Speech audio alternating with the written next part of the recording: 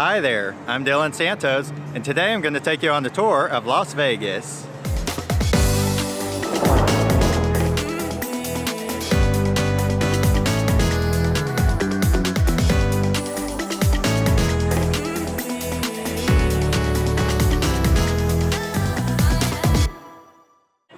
Las Vegas has a metro population of more than 2 million residents. Las Vegas is most known for its mega resorts and casinos. Las Vegas is also known for its theaters and its buffets. Today we're going to explore 3 parts of the Las Vegas area, including the Strip, downtown, and Hoover Dam. So let's get started.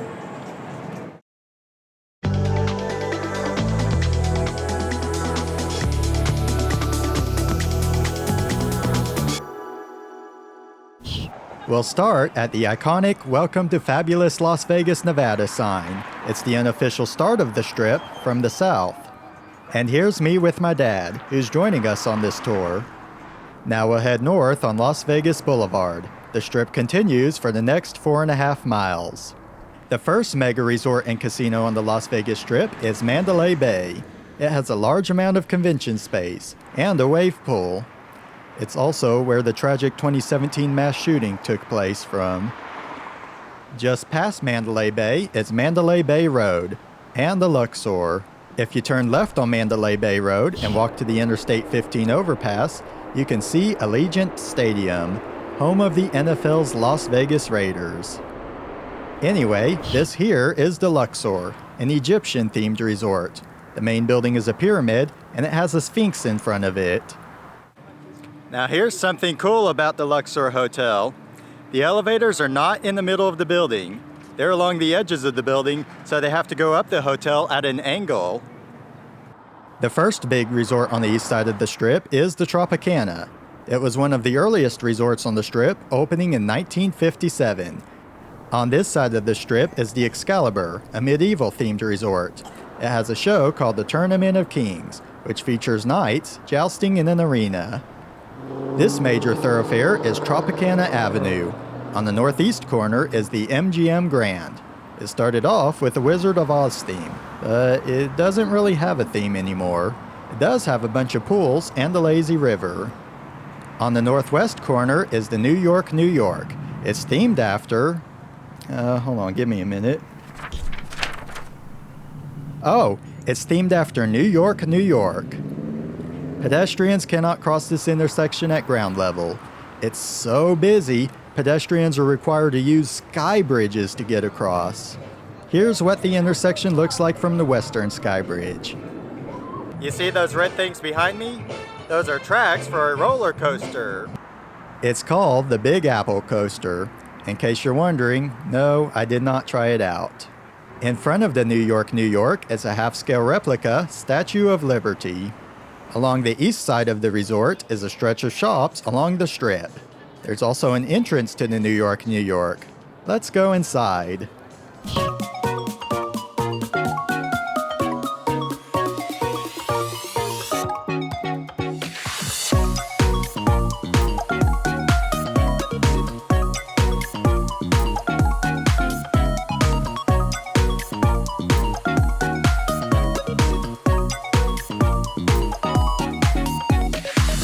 Back outside the resort on the Strip, there are chairs and tables for people to sit down and relax. There's also a replica of Brooklyn Bridge. Sort of. On the backside is a park that's officially called The Park. We'll take a short detour from the Strip. The park stretches along Park Avenue.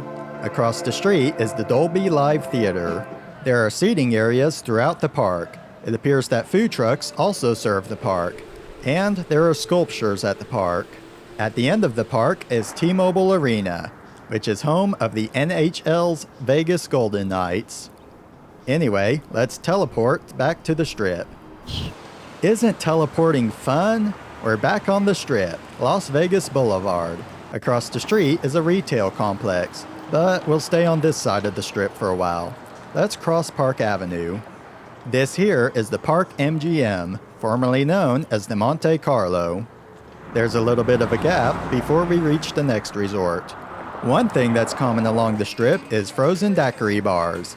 Here on the Las Vegas Strip, it's actually legal to drink alcohol in public. Woohoo!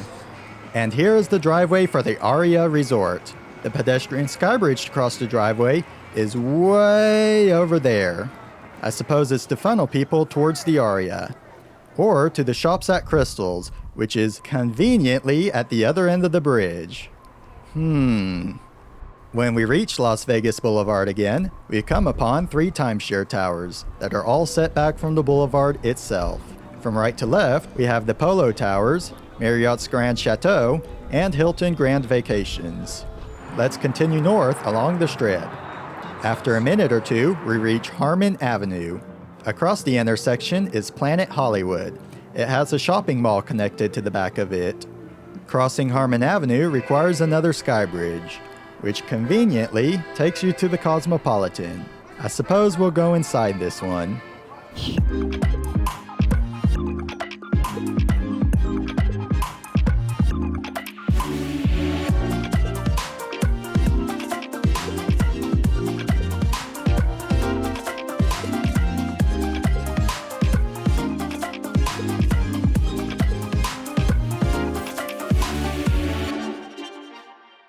Just past the Cosmopolitan is the Bellagio, with the magnificent Bellagio fountains right in front of it. Let's watch for a bit.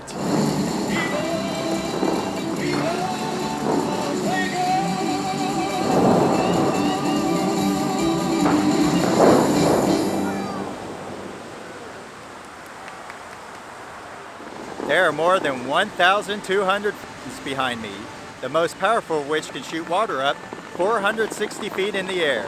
Now that's powerful. Let's go inside the Bellagio for a minute.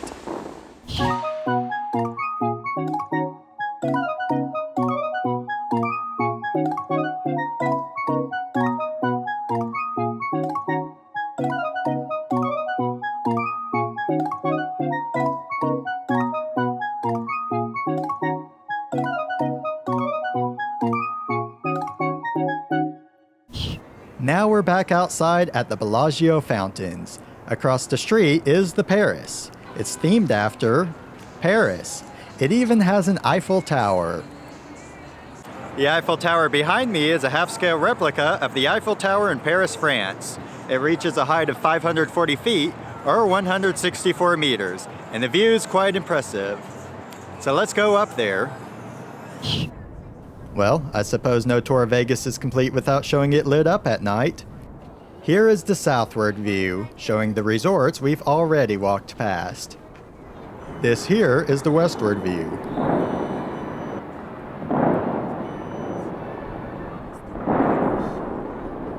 And this is the northward view, showing resorts we're about to see in a little bit.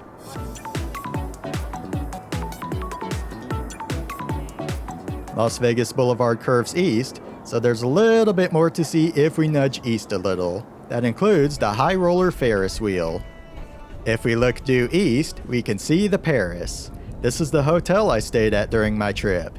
And if we look southeast, we can see Planet Hollywood, and barely see Hilton Grand Vacations. And here we are facing southward again. Now we'll head back downstairs. And we're back on ground level. This is what Paris looks like on the outside. Now let's see what it looks like on the inside.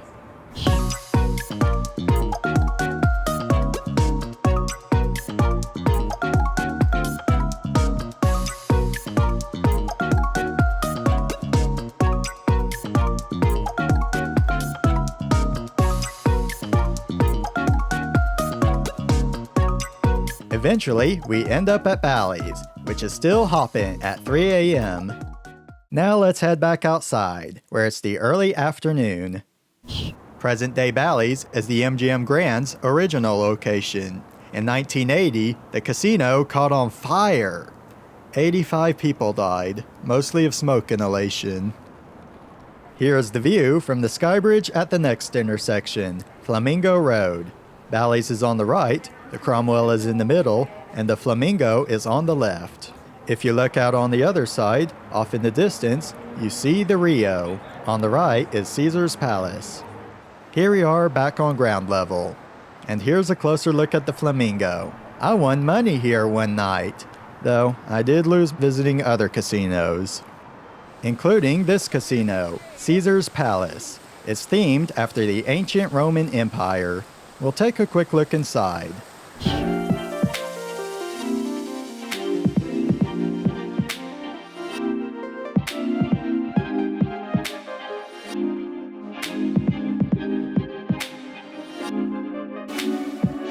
And here are the forum shops. Unfortunately, footage was taken after midnight, so it was closed.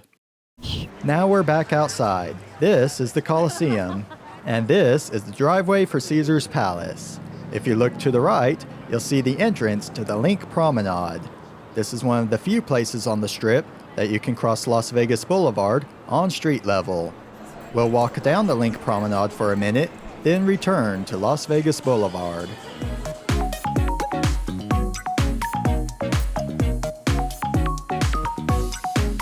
And this is the High Roller Ferris Wheel.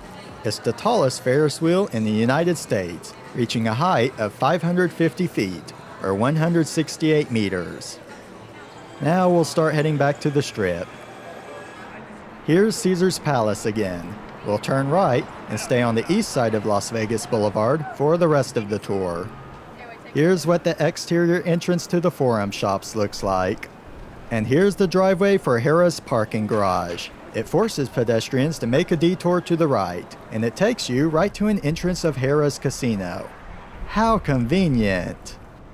And here's another daiquiri bar. On the other side of the Strip is the Mirage. Do you see that waterfall on the right? That's a volcano, and it erupts once an hour every night.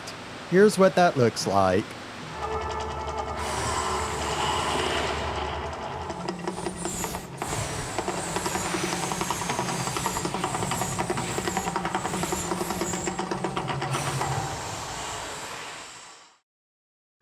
As we continue north on Las Vegas Boulevard, we come upon Treasure Island, a pirate-themed resort.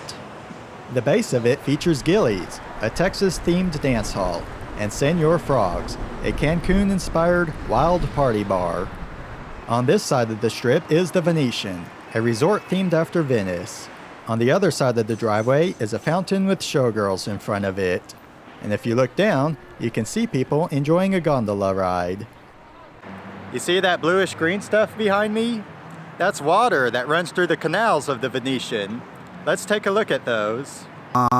Turns out I misspoke here. The canals outside the resort are separate from the canals inside the resort. Oops. You enter here on the casino level. On either side of us are escalators that'll take us up to the Grand Canal shops. The indoor canals are upstairs.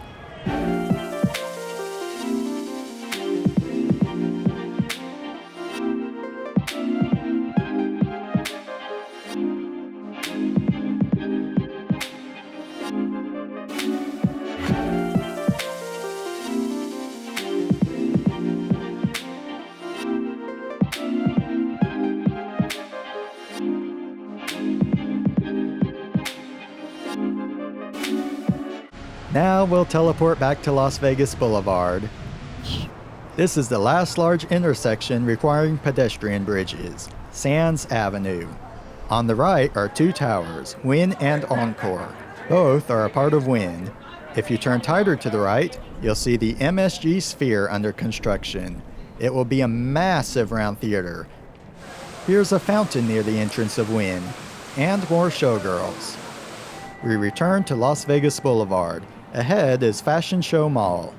We'll turn north. The large red building on the left is Resorts World, the Strip's newest and most expensive resort, with a cost of more than $4 billion. And in the distance is Stratosphere Tower, which reaches a height of 1,149 feet, or 350 meters. We'll get on the Deuce bus at this RTC bus stop, which runs along the Strip and onto downtown. And that concludes our tour of the Strip. Up next is downtown.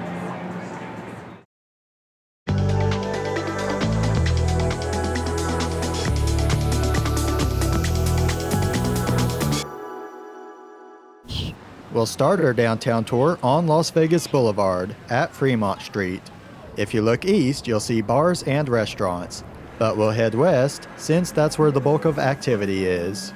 The first restaurant we encounter is Heart Attack Grill. The Heart Attack Grill is known for enormous portions of food. And if you don't finish your food, a nurse will give you a spanking.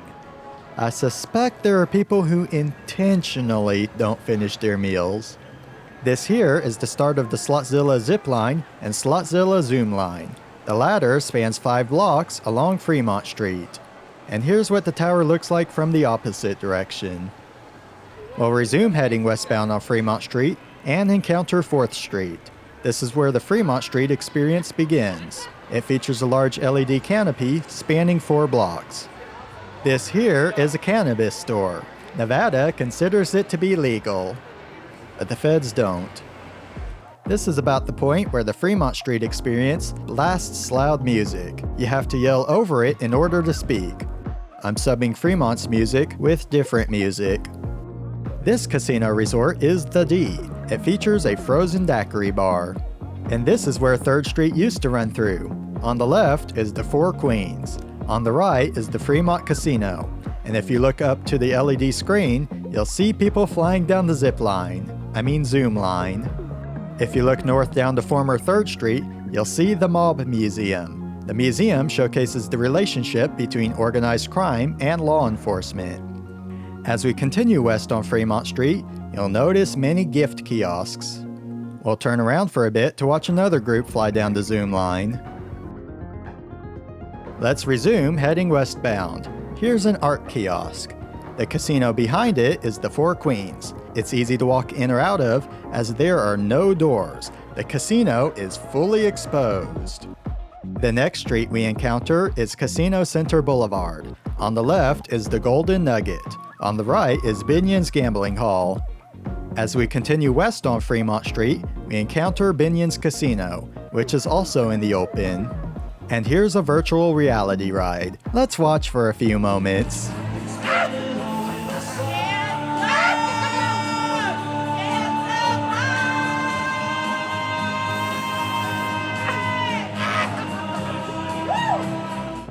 On the south side of Fremont Street is Vegas Vic, a cowboy that lights up at night.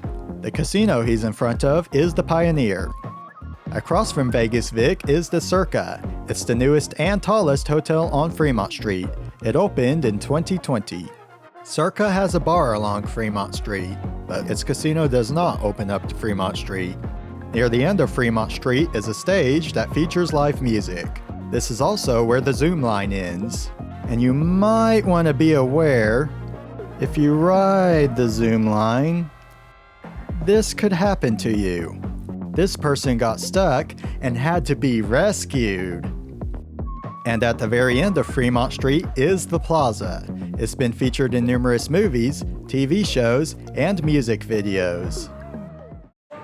And that concludes our tour of downtown. Up next is Hoover Dam.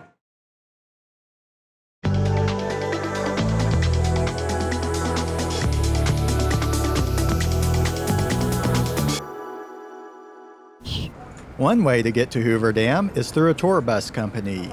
Today, we're on Gray Line tours.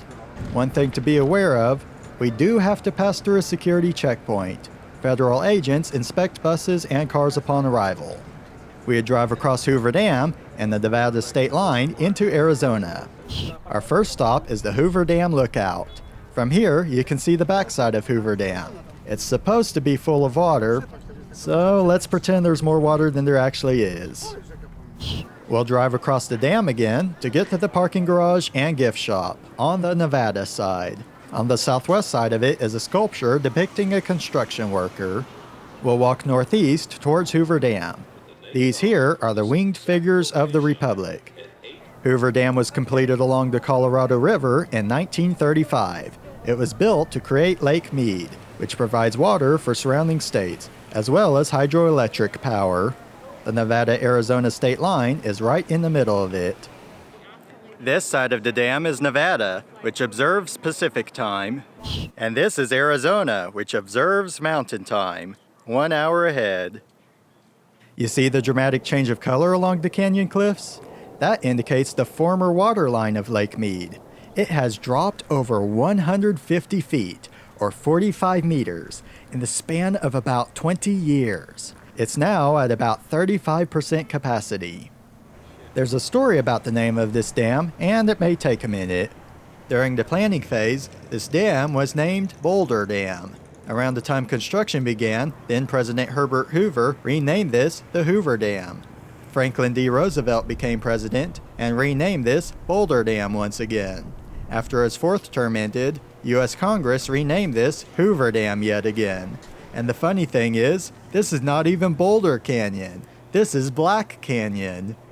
That up there is the Hoover Dam Bypass Bridge, also known as the Mike O'Callahan Pat Tillman Memorial Bridge. Our bus will take us there next. This is the entrance to access the bridge on foot. And here we are on the bypass bridge. It serves US Route 93. And this is the view of Hoover Dam from the bridge. Notice the winding roads leading to the dam. That's the former Route 93. And here is a closer look at the dam, and at just how far Lake Mead has dropped. Our bus takes us to one more destination before heading back to Las Vegas. Lake Mead Lakeview Overlook. As water levels drop, the marina has to be moved farther and farther into the lake. Now we return to the Las Vegas sprawl. We'll end our tour with another view of the skyline. And that concludes our tour of Hoover Dam and of the Las Vegas area. Thank you for watching.